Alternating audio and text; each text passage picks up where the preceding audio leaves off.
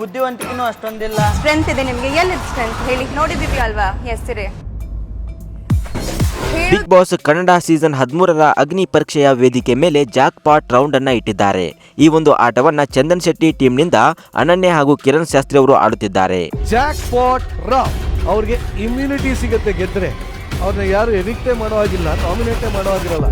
ನಂತರ ನಿರಂಜನ್ ದೇಶಪಾಂಡೆ ಕಿರಣ್ಗೆ ಕೇಳ್ತಾರೆ, ಅನನ್ಯ ವೀಕ್ ಅಥವಾ ಸ್ಟ್ರಾಂಗ್ ಅಂತ ಕೇಳಿದಾಗ ಕಿರಣ್ ಶಾಸ್ತ್ರಿಯ ಮಾತುಗಳು ಹೀಗಿತ್ತು. ಅನನ್ಯ ಸ್ಟ್ರಾಂಗ್ ವೀಕ್ ಅಣ್ಣ, ಬಲದಲ್ಲಿನೂ ವೀಕು, ಬುದ್ಧಿವಂತಿಕೆನೂ ಅಷ್ಟೊಂದಿಲ್ಲ. ನಂತರ ಅನನ್ಯ ಸಹ ಕಿರಣ್ ಶಾಸ್ತ್ರಿ ಒಬ್ಬ ವೀಕ್ ಕಂಟೆಸ್ಟೆಂಟ್ ಅಂತ ಹೇಳ್ತಾರೆ.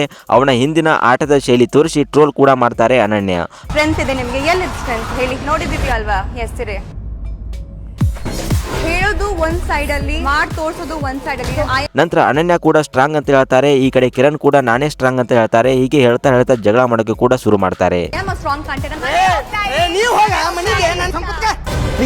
ಅದರ ಬಗ್ಗೆ ನಿಮ್ಮ ಅನಿಸಿಕೆ ಅಭಿಪ್ರಾಯವನ್ನು ತಪ್ಪದೆ ಕಮೆಂಟ್ ಮಾಡಿ.